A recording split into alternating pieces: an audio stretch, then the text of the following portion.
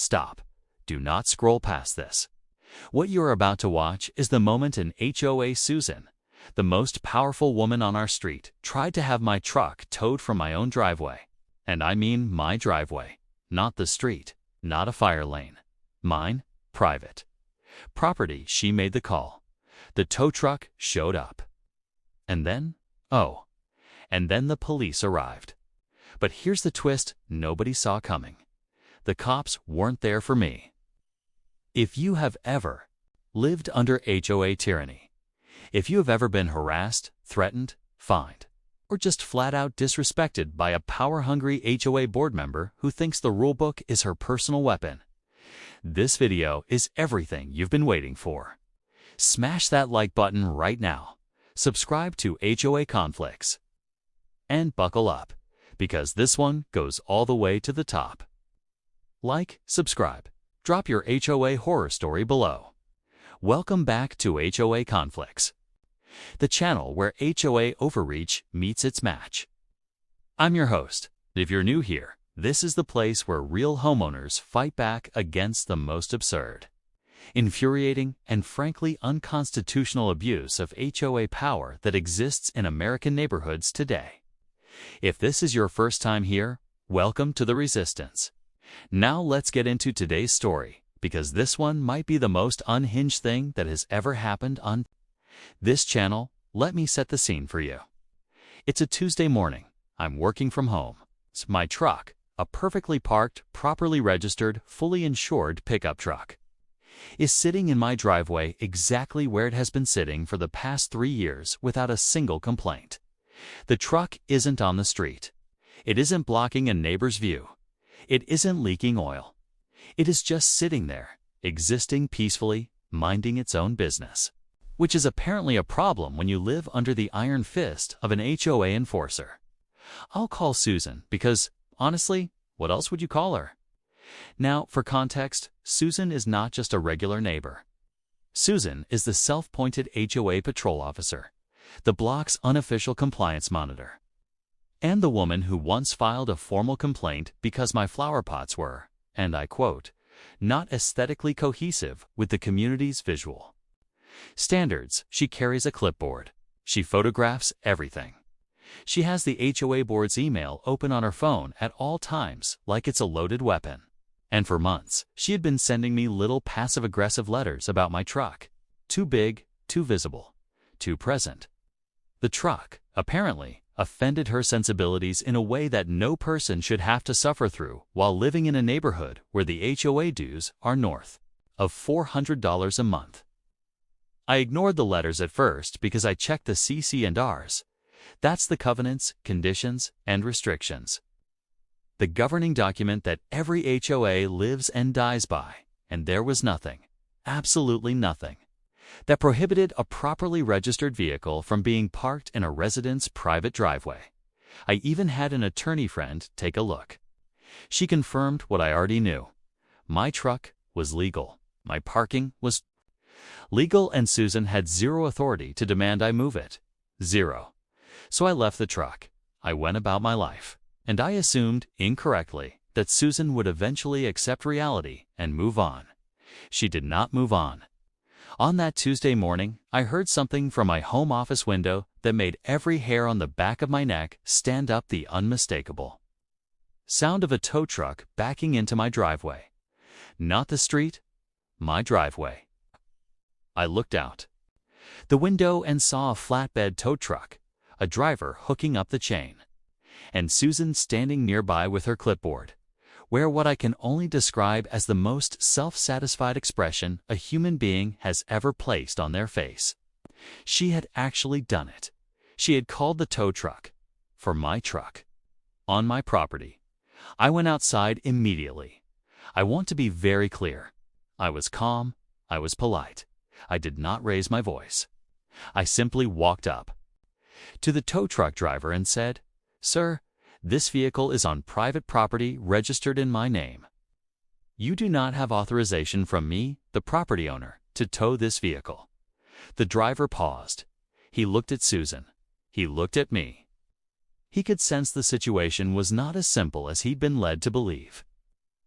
Susan, however, was not deterred.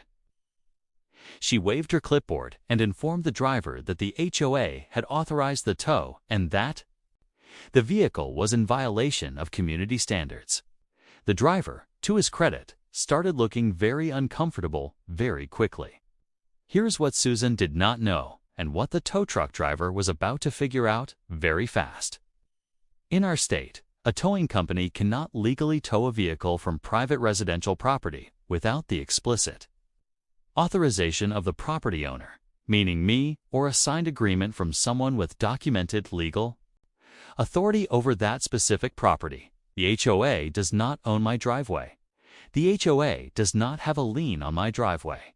The HOA is not a governmental entity with the power to authorize tows from private property without following a specific legal process that, spoiler alert, they had absolutely not followed. I knew this because I had researched it months ago when the letters first started. I had the state statute pulled up on my phone. Before I even walked out the front door, the tow truck driver called his dispatch. I stood there. Susan stood there. And then, in a development that I genuinely could not have scripted better, a police cruiser pulled up. Susan's expression shifted immediately from triumphant to something I can only describe as concerned. Because here's the thing she had called the police to. She'd apparently told them there was a dispute and that I was interfering with an authorized tow. She thought the police were coming to back her up. She thought this was her checkmate moment. She had completely miscalculated. The officer stepped out, introduced himself, and asked what was going on. I explained calmly. I showed him the state statute on my phone. The tow truck driver explained that he had been called by the HOA, not the property owner. The officer asked Susan to produce documentation showing the HOA had legal authority to authorize a tow from a private residential driveway. Susan fumbled through her clipboard. She pulled out a copy of the HOA rules.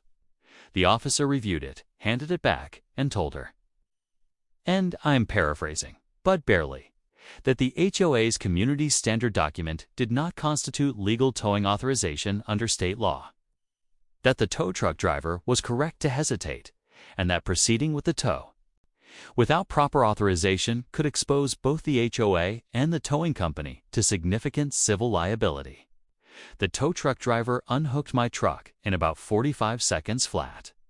He apologized to me personally. He drove away.